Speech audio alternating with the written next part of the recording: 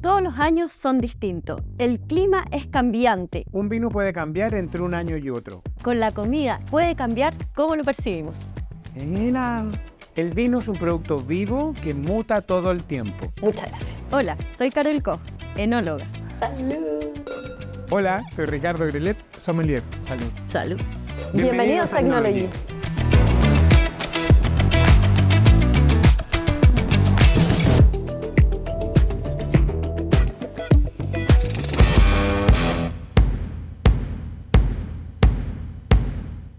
El vino en ningún caso es una foto.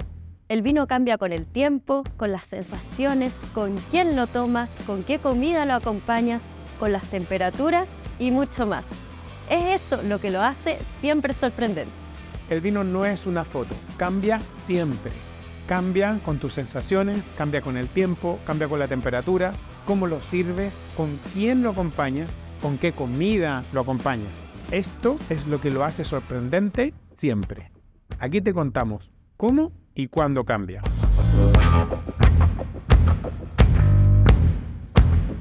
Todos los años son distintos. El clima es cambiante. No todos los años pasan las mismas cosas.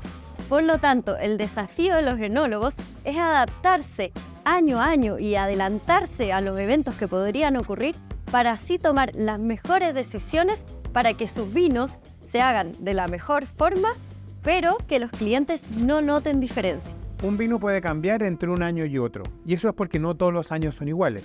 Por lo tanto, el clima, el viento, el sol, la lluvia, las temperaturas van a influir en cómo el enólogo tiene que reaccionar para poder obtener lo mejor cada año. No podemos hacer vino guiándonos por una receta. Todos los años son distintos. Tenemos que adaptarnos a esas diferencias para que ojalá en nuestros vinos no se note la diferencia de un año a otro. Obviamente van a haber algunas pequeñas diferencias, casi imperceptibles para el cliente. Solo los más entusiastas que compren el mismo vino de distintas cosechas y los degusten con mucha atención van a poder notar lo que va pasando a lo largo de los años. Uno y fundamental es la madurez. ¿Qué madurez quiere el enólogo versus qué madurez puede obtener? Con el puede obtener significa que si, por ejemplo, vienen lluvias, él tendrá que definir si tiene que cosechar antes de obtener la madurez óptima para poder obtener esa fruta antes de que llueva y la pierda toda. Hay cosechas que son mejores que otras y van a depender del clima. Los años que son más fríos, donde tenemos niveles de acidez mayor y donde no todos los granos de uva de un racimo logran madurar, vamos a tener niveles mayores de concentración de aromas y sabores, como por ejemplo en la cosecha 2024. Ese mismo clima, la madurez que obtuvo y cómo hace el vino van a depender mucho de cómo va probando el vino el enólogo cada año. Hay que acordarse que no existe una receta exacta para poder repetir, porque cada año va a ser distinta la materia prima con la que se elabora un vino. La uva. Maceraciones más largas, maceraciones más cortas.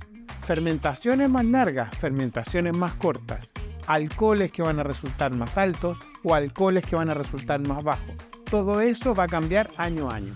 Si tenemos eventos climáticos no favorables en determinadas épocas del año, por ejemplo, una lluvia previo a nuestra cosecha, tendremos que tomar algunas decisiones. O cosechamos la uva más temprano o la cosechamos después de la lluvia, arriesgándonos a tener problemas como por ejemplo de hongos. Hay que acordarse que hay un factor humano importante. Uno es el viticultor, que es el que está a cargo de la fruta hasta que se le entrega a la bodega donde el enólogo la recibe para poder transformarla en vino. Ellos dos tienen que trabajar juntos. Uno produce materia prima, el otro toma esta materia prima para poder convertirla en vino.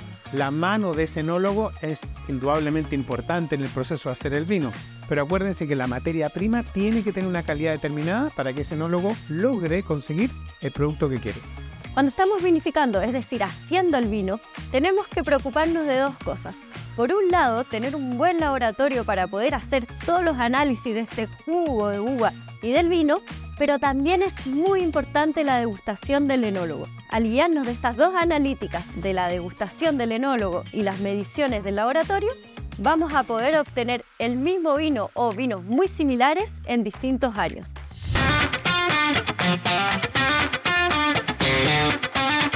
¿Qué aporta la madera al vino? Lo primero que nos puede aportar son aromas. Si hueles un vino y tiene algunos toques de vainilla, caramelo o café, es por el aporte de la madera. Más intensos o menos intensos va a depender del tipo de madera que utilicemos y el tostado que ésta tenga. Además, va a depender del origen. Si son francesas o americanas, también nos van a entregar distintos aromas. Pero la verdad es que la madera no es solo aromas. También nos ayuda con un proceso de microoxigenación que sucede con el vino y nos puede ayudar a estructurarlos, a balancearlos y a redondearlos. Por lo que pueden ver, son bastantes las razones por las que podemos utilizar madera.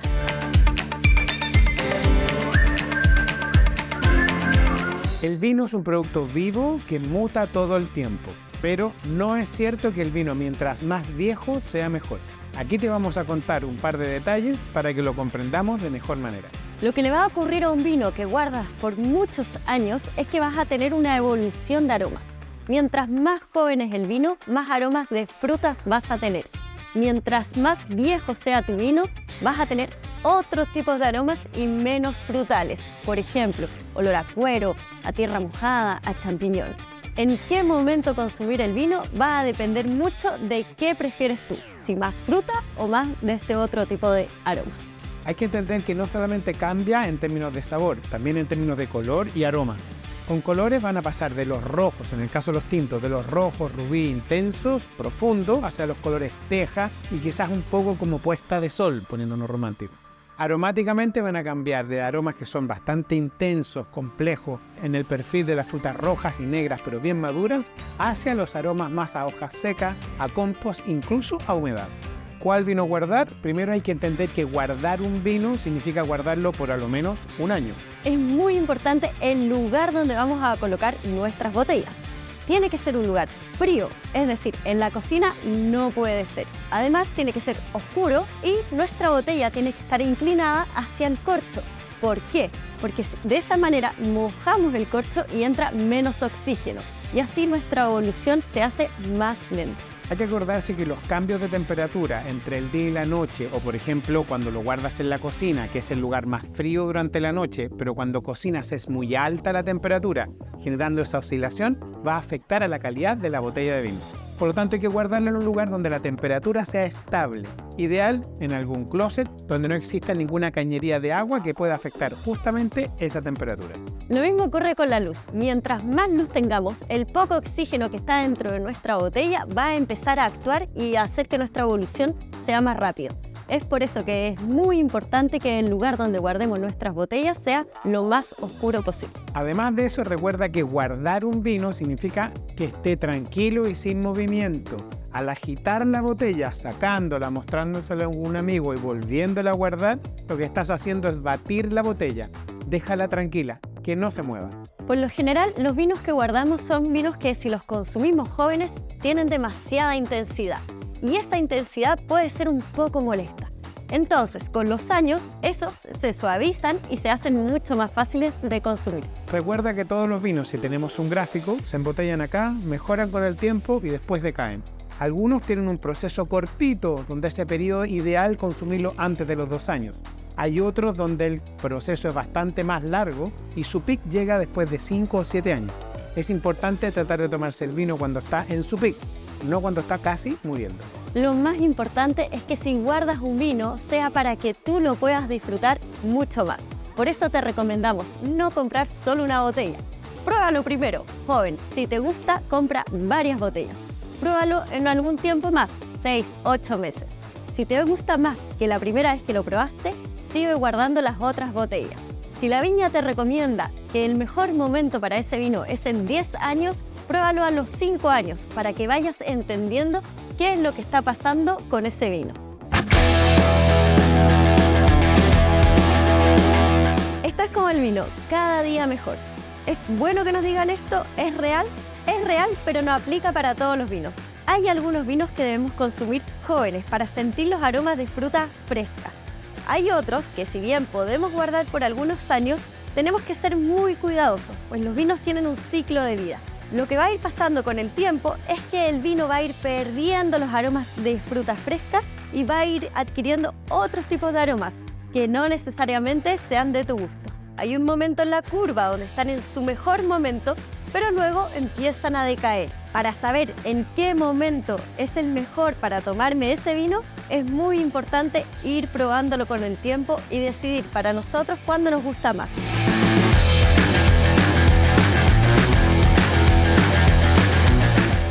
el vino no es ni solo ni a solas. Con la comida y la compañía puede cambiar cómo lo percibimos. Hay un producto en la cocina chilena que es el único que yo lo considero un enemigo mortal del vino, y que es la avellana chilena. Cuando tú mueles la avellana chilena, huele a corcho, y es uno de los defectos principales en cualquier vino que puedas encontrar con ese problema. Menos mal, es solo un producto y el resto, la mayoría, quedan muy bien con los distintos tipos de vino.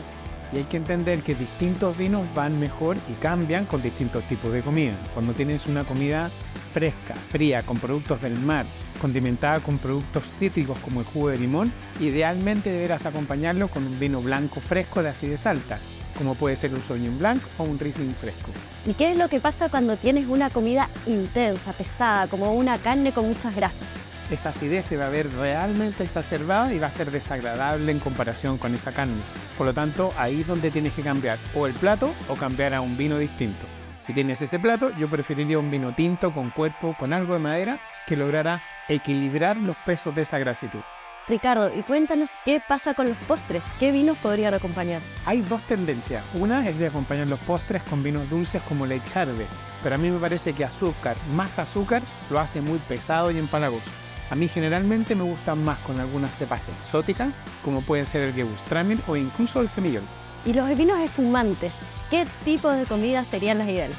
El tipo de espumante, acuérdate que tiene distintos grados de dulzor, por lo tanto, si tienes postres, yo elegiría quizás un vino que sea demi-sec, pero con una acidez equilibrada, o si no directamente algún espumante fresco, ligero, que sea de la categoría Brut o Extra Brut, donde la acidez va a ser mucho más marcada. ¿Y qué les podríamos recomendar a las personas para el aperitivo? Porque ahí normalmente tenemos muchos sabores bastante distintos. A mí lo que me interesa es que cuando se haga lo que se llama la ingeniería de menú, puedas entender que vas a consumir algo de aperitivo, algo con la comida y algo con el postre. Si tú partes con un vino tinto porque no te gustan los vinos blancos, recuerda ir increciendo, como se dice en italiano. Y que decir, desde los más frescos y simples a los más complejos y sofisticados, y quizás los vinos más antiguos y añosos hacia el final, casi como una sobremesa. Lo bueno de todo esto es que no hay una receta. Es muy importante cómo preparamos nuestros platos y según esos sabores podemos ver qué vino marida mejor. Lo que hay que recordar siempre es que la comida que está ahí presente puede jugar un papel fundamental o al revés. Si tú eres enóloga, por ejemplo, seguramente lo principal para ti va a ser el vino. Por lo tanto, hay que elegir una comida que ayude al vino y no el vino que ayude a la comida. De esa manera podremos sentir mucho mejor los sabores y aromas. ¡Salud! ¡Salud!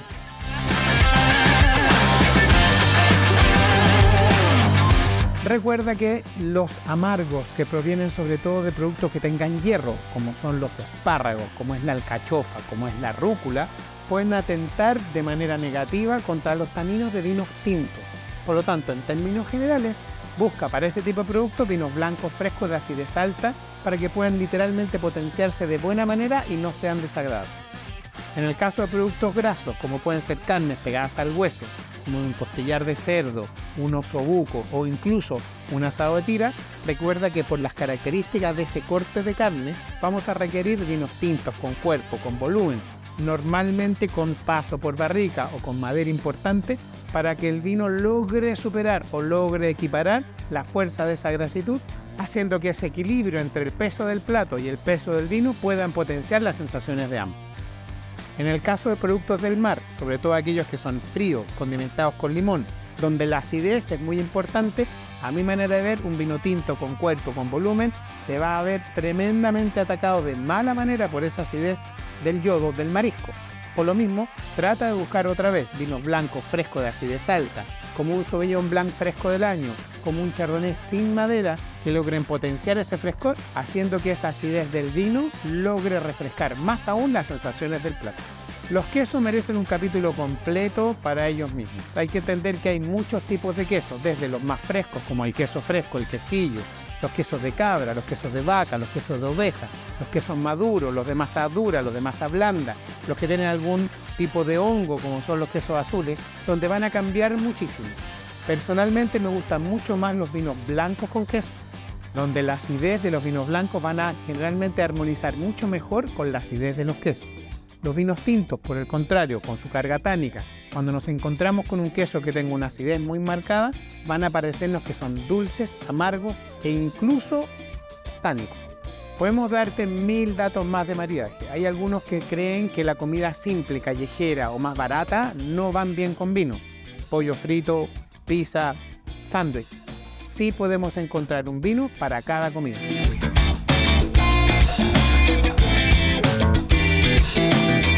Todos los vinos tienen una temperatura de servicio recomendada para consumir. Quizás no tenemos que ser tan estrictos con esto, pero sí es muy importante respetarlos. Aquí les vamos a contar el porqué. Un mismo vino servido a distintas temperaturas va a expresar distintos aromas y sabores. Cuando es muy frío, nosotros vamos a inhibir esa cantidad de aromas y sabores, haciendo que tu experiencia se vea limitada. De la misma manera, cuando está a una temperatura muy elevada, la sensación alcohólica va a ser muy presente, haciendo que sea desagradable tomarse ese vino. Por lo tanto, hay un rango para cada variedad y para cada estilo de vino. Mientras más ligero sea un vino, por lo general lo que más queremos potenciar son los niveles de acidez que este tiene, y por eso se consumen o se recomiendan a temperaturas menores. En cambio, los vinos que tienen más cuerpo, más volumen y más aromas que entregarnos, recomendamos una temperatura un poco mayor para que estos se muestren en toda su potencia. Entonces, las temperaturas recomendadas para espumantes frescos y simples serían entre 7 y 9 grados. Para blancos ligeros y simples como el Sauvignon Blanc, entre 9 y 11 grados. Para vinos naranjos o blancos con cuerpo, como puede ser un Chardonnay con madera, entre 10 y 12 grados. Para tintos ligeros, livianitos, como la mayoría de los Pinot Noir, Cinsault, puede ser entre los 14 y 15 grados. Y para tintos con cuerpo y volumen, incluso para aquellos de larga guarda, entre 16 y 17 grados. Un tip que es importante, la temperatura de tu copa. Si es verano en la zona central de Chile y hay 36 grados Celsius, recuerda que esa copa va a estar a los 36 grados Celsius, con lo cual baja un poco más la temperatura del vino. Por lo contrario, si estamos en una zona fría y en invierno en Chile, donde la temperatura de nuestras copas estará bordeando los 5 o 6 grados Celsius, seguramente vas a tener que temperar un poco más la botella antes de servir. Recuerda que la temperatura va a afectar al líquido que es el vino. Mientras menos temperatura, menos va a evolucionar ese vino. Por lo tanto, si tienes una botella abierta, donde tienes que guardarla es justamente la parte de abajo del refrigerador y te puede durar unos 3 o 4 días incluso. Debemos considerar que las temperaturas que les estamos recomendando hoy día son las temperaturas a las cuales deben consumir el vino, no servirlo.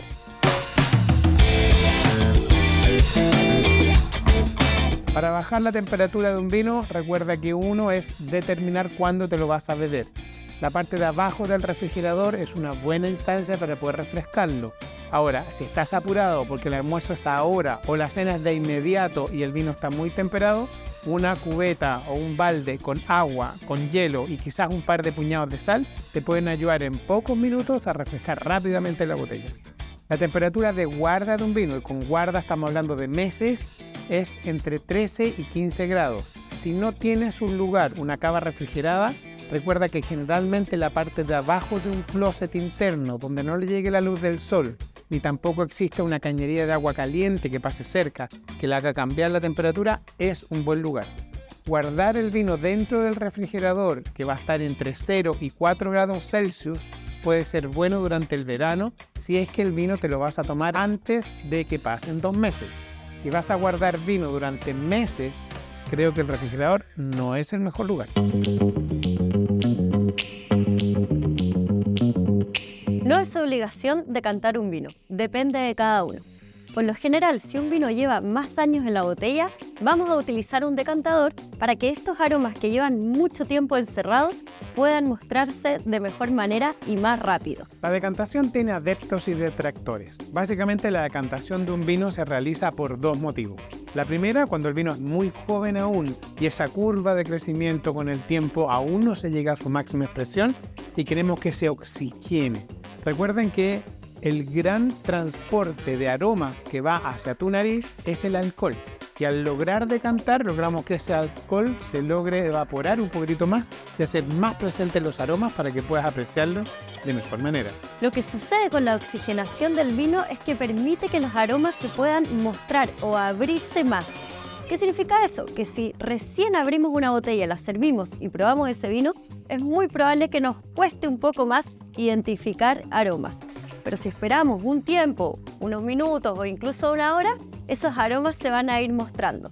Es lo mismo por lo que movemos la copa, para poder mostrar esos aromas. En los vinos tintos que son muy jóvenes y que tienen un carácter reductivo, como puede ser el Syrah, el Cariñán, el País, incluso algunos Cabernet Sauvignon, nos permiten liberar esos aromas que pueden ser un poco desagradables, potenciando los aromas a fruta roja y sobre todo a madera de buena calidad. Tenemos que tener en consideración que mientras más oxígeno, también van pasando otras cosas con estos aromas, así que un exceso de oxigenación puede ser malo para nuestro vino, que no es nada más que lo mismo que si abres una botella y la dejas una semana.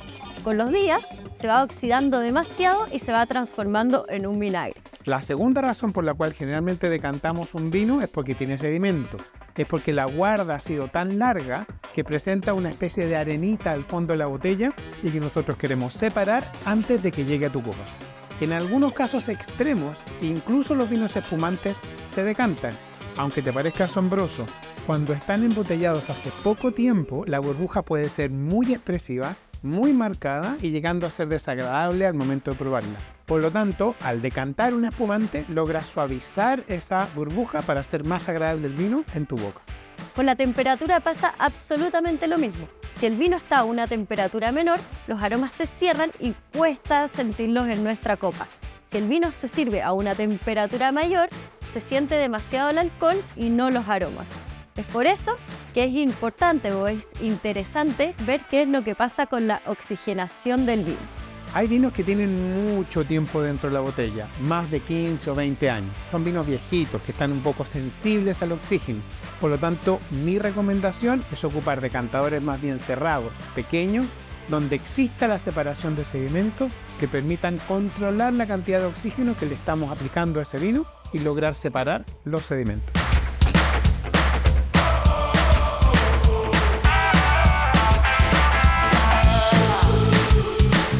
Los aromas primarios, secundarios y terciarios son aquellos aromas que podemos encontrar en un vino. Los primarios son aquellos que vienen originalmente de la uva y que luego por la fermentación alcohólica se muestran, se liberan. Los secundarios son resultado del proceso de vinificación. Por ejemplo, los aromas de la madera cuando fermentamos en barricas o de la fermentación maloláctica, como los aromas a mantequilla. Y luego tenemos los terciarios, que son los que se desarrollan durante la guarda de un vino. Recordemos que a medida que se desarrollan los aromas terciarios, los aromas primarios van disminuyendo y estos van aumentando. A medida que los aromas terciarios se van desarrollando con el tiempo, los primarios van disminuyendo. Por lo tanto, dependiendo en el momento en que nosotros consumamos ese vino, es si vamos a encontrar más aromas de fruta o más de estos aromas de guarda. El tamaño y la forma de la copa sí van a influir en cómo vamos a percibir ese vino. Hay que recordar que la forma del recipiente donde servimos el vino influye sobre todo en cómo se expresan los aromas. Se dice por ahí que cerca del 70% de la percepción organoléptica de los vinos pasa por el órgano olfativo. Por lo tanto, el tamaño y forma de la copa pueden potenciar justamente esos aromas para poder apreciarlo mejor. El cáliz de la copa tiene una forma determinada para poder sentir mejor los aromas. Si nos damos cuenta, la copa primero se abre para luego cerrarse. Entonces, si movemos un vino para poder oxigenarlo, tenemos que luego acercar rápidamente nuestra nariz para sentir todos estos aromas que están retenidos en nuestro cáliz. Recuerda que la temperatura afecta la expresión del vino. Por lo tanto, el tallo de la copa te permite que tu cuerpo, que tiene 37 grados, no toque ese cáliz y sí toque el tallo de la copa sin afectar la temperatura del vino. En el caso de los vinos blancos, vamos a preferir casi siempre copas un poquitito más pequeñas para mantener esa temperatura más fresca durante el consumo de vinos blancos que se sirven a menor temperatura. Los vinos tintos, que por lo general necesitan una oxigenación y tienen mucha concentración de aromas, utilizaremos copas un poco más grandes. Personalmente a mí no me gusta la copa flauta, creada en algún minuto alargada para poder separar sedimentos y que quedaran en el fondo de la copa sin que llegaran a tu boca. Hoy día prácticamente los vinos espumantes no tienen sedimento. Por lo tanto, es un despropósito ocupar una copa como ella. Al contrario, queremos una copa como la de los vinos blancos, que sea un poquito más grande para expresar mejor los aromas de esa categoría de vino. También es muy importante que nuestra copa esté muy limpia y que no tenga ningún otro aroma que pueda interferir con nuestros vinos. Ten cuidado cuando las laves y no ocupes detergentes que sean aromatizados, ni con limón ni con naranja, porque ese aroma va a quedar en el vidrio y puede afectar la percepción de tu vino. Independiente de lo que tú prefieras, te invitamos a hacer un día una cata a ciegas con distintos recipientes de un mismo vino y veas qué es lo que te pasa a ti con cada uno de ellos.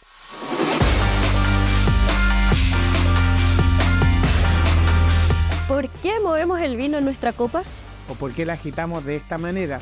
Básicamente lo que queremos es oxigenar el vino que está dentro de ella. De esa manera potenciamos los aromas del vino.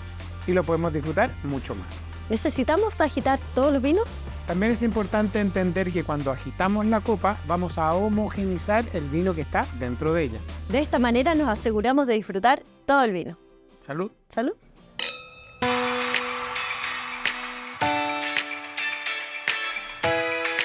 Todas las personas tenemos distintas etapas y momentos en nuestra vida. Sí, hay que entender que un mismo vino degustado o probado en distintas etapas de la vida puede saber distinto y te puede gustar un poco más o un poco menos.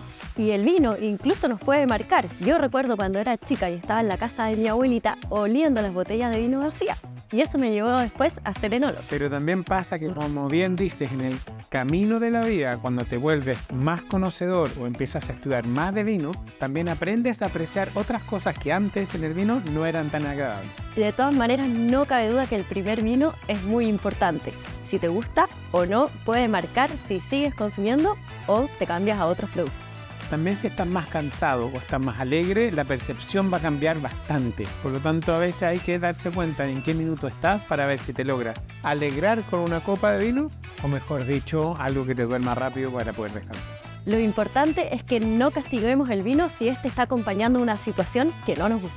O en una situación adversa donde teníamos un gran vino y que no fue apreciado de buena manera. Eso nos pasa mucho cuando llevamos un vino para un asado para compartir con amigos sin pensar en los gustos de ellos. También hay que acordarse que mis preferencias cuando tenía 10 años menos, notoriamente son distintas a las que tengo hoy. Mientras más sabemos de vino, más podemos ir apreciando y más podemos ir descubriendo. Y el gusto se amplía y apreciamos de todas maneras más cosas que nos pueden llamar la atención. Por eso lo importante es interesarse mucho en este fascinante mundo y estar siempre degustando. Y probar mucho todos los días. Recuerda que mientras más se sabe de un vino, más se disfruta. ¡Salud! ¡Salud!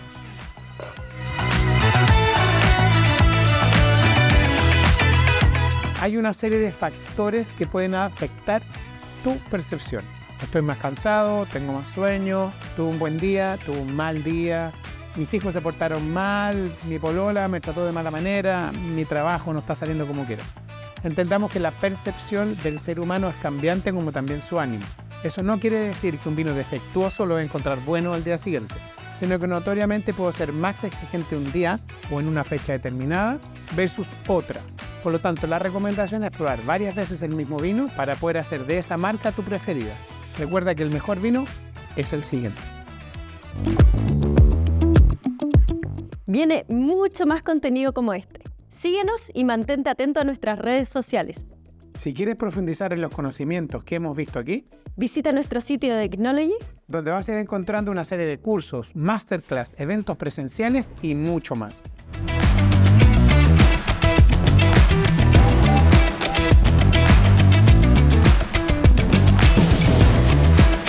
Bienvenidos a Knology.